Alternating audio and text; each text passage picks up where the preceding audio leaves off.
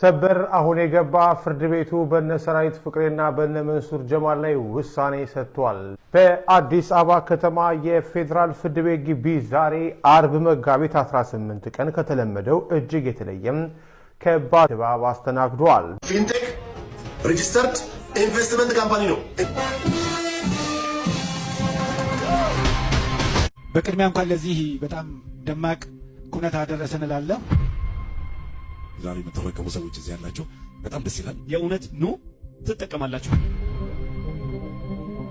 ባደስበናሙ አነ ደስበይም አሁን ደስበይም እንደ ትራንስፖርትና ሎጂስቲክስ ሚኒስቴር እና በራሴ ስም ላቅ ያለ ምስጋና መቅረብ እፈልጋለሁ። በጉጉት ሲጠበቅ የነበረው ፕሮግራማችን በደማቅ ሁኔታ ተጀምሯል።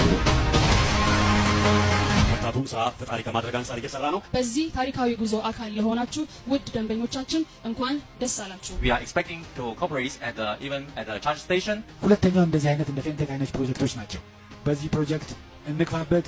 የሀገራችሁን ጥሪ ተቀብላችሁ በዚህ አይነት ቮሊዩም፣ በዚህ አይነት ጥራት፣ በዚህ አይነት አውድ የአዲስ ብራንድ የሆኑት የቢዋይዲ ተሽከርካሪዎችን ቁልፍ ለማስረከብና የቀጣይ ደግሞ ዙር ማብሰሪያ ኢቨንት ላይ እንድንገኝና መልዕክት እንድናስተላልፍ ስለተጋበዝን እንደ ትራንስፖርትና ሎጂስቲክስ ሚኒስቴር እና በራሴ ስም ላቅ ያለ ምስጋና መቅረብ እፈልጋለሁ።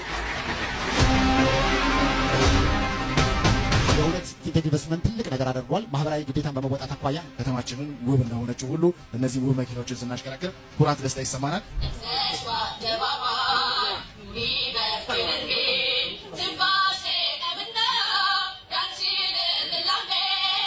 ዋጋው በጣም ተመጣጣኝ ነው። ፕላስ አሁን ባለው ሁኔታ ባንክ ላይ ያለ የብድርንና የወለድ ጉዳይ ታውቁታላችሁ። ከሱ ሁሉ ነፃ ሆኖ ነው 5 ዓመት ሙሉ እየሰራን እንድንከፍል ይሄንን መኪና የሰጠ ያለው ፊንቴክ። ስለዚህ በጣም እናመሰግናለን። እንኳን ደስ ያላችሁ። ኢትዮጵያ ከዚህ በላይ ትራመዳለች። የተዘጋጃችሁ የዛሬ ተረካቢዎች እንኳን ደስ አላችሁ እላለሁ። ከዚህ በኋላ ብዙ ሺህ መኪኖችን ብዙ የኤሌክትሪክ መኪኖችን ወደ ሀገር በማስገባት ፊንቴክ ኢንቨስትመንት ቀዳሚ ስራ እየሰራ ስለሆነ ኑና ክፈሉ፣ ኑና ግዙ እላለሁ። አመሰግናለሁ። ቢሮም እንደዚሁ ሜጋ ህንፃ ላይ ስለሆነ ሾሩሙንም ጭምር አይታችሁ መነጋገር፣ መወሰን፣ መመዝገብ ይቻላል።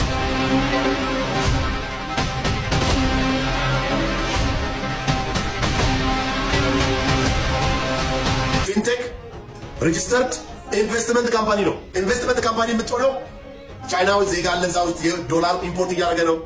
እስቲል እንኳን በዚህ 3 እና 4 ወር ውስጥ ከ200 መኪና በላይ በገቢዎች ሚኒስቴር ታክስ ተከፍሎበት ወደ ሀገር እያስገባ ያለ ትልቅ ተቋም ነው።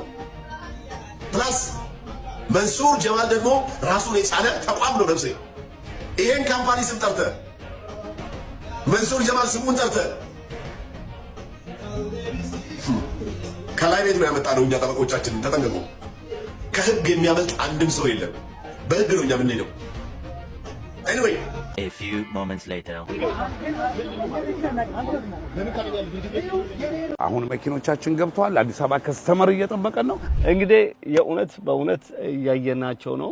እየተጫኑ ነው መኪኖቹ።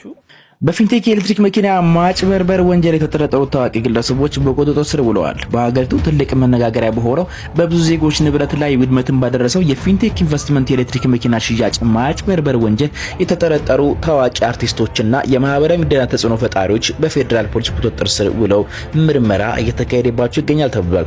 በቁጥጥር ስር ከዋሉት መካከል አንጋፋው አርቲስትና የማስታወቂያ ባለሙያ ሰራዊት ፍቅሬ፣ አርቲስት ዳንኤል ተገኝ፣ አርቲስት ይገርም ደጀኔ፣ አርቲስት አብርሃም ግዛው እንዲሁም ታዋቂዎቹ ቲክቶከሮች ተጽዕኖ ፈጣሪዎች መንሱር ጀማልና ወንድሙ ካሊድ ይገኙበታል። እነዚህን ግለሰቦች እስካሁን በዋስም ሆነ በነጻ ያልተለቀቁ ሲሆን ፖሊስ ጉዳዩን በጥብቅ እየመረመረ መሆኑንም ገልጿል። ታዋቂ ሰዎች መታሰርና የማጭበርበር ሂደቱ እነዚህ ታዋቂ ሰዎች በቁጥጥር ስር መዋል ዋነኛ ምክንያት አጭበርባሪ ከተባሉ ድርጅት ጋር በመተባበር ማስታወቂያ መስራትና የህዝብን አመኔታ ለጥቅም በመዋላቸው እንደሆነ ተመልክቷል። ድርጅቱ የቢዋይዲ ሴጉል የኤሌክትሪክ መኪናዎችን በ950 ሺህ ብር ቅድመ ክፍያ ከ3 ወር ጊዜ ውስጥ አቀርባለሁ በሚል ማታለል ከ450 በላይ ከሚሆኑ ዜጎች ወደ 600 ሚሊዮን ብር የሚጠጋ ገንዘብ ሰብስቦ ተሰውሯል ሲልም ተረጋግጧል። ተበዳዮች ገንዘባቸውን የሰጡት ድርጅቱን ህጋዊነት ተረጋግጠው ሳይሆን የቴሌቪዥንና በማህበራዊ ሚዲያ የሚያውቋቸውና የሚያከብሯቸው እነዚህን አርቲስቶች አመኑ በመሆኑ የተፈጸመው ድርጊት የሞራል ቀውስን የከፋ አድርጎታል። በአሁኑ ወቅት ጥሪታቸውን የተነጠቁትና ለወራት ለወራት የተጉላሉት ደንበኞች ፍትህ ፍለጋ በመንግስት መስሪያ ቤቶች ደጃፍ ሰልፍ በማውጣት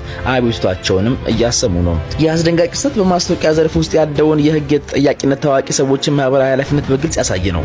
አርቲስቶችና ተጽዕኖ ፈጣሪዎች ማስታወቂያ ሰርተው ክፍያ ከመቀበል ባለፈ የሚያስተዋውቁት ምርት ወይም አገልግሎት ህጋዊ መሆኑን የማረጋገጥ ህብረተሰቡንም ከአደጋ የመጠበቅ የሞራልና የህግ ግዴታ እንዳለባቸውም ይህ አጋጣሚ ትልቅ ትምህርትን ሰጥቷል። የፌዴራል ፖሊስ የሚጀምረው ይህ ምርመራ የህዝቡን የጠፋ ገንዘብ ለማስመለስ የሚደረገውን ጥረት ያገዛል። ወደፊት ማንኛውም ታዋቂ ሰው የህዝቡን እምነትን ለግል ጥቅሙ እንዳይጠቀምም ያስጠነቅቃል። አርቲስቶች በማንኛውም የማስታወቂያ ስራ ላይ ከመሰማራታቸው በፊት ጥብቅ የሆነ ጥንቃቄ እንዲያደርጉ የሚያስገድድ የማንቂያ ደውል ሆኖ ምክንያቱ መኪና ወሰድክ?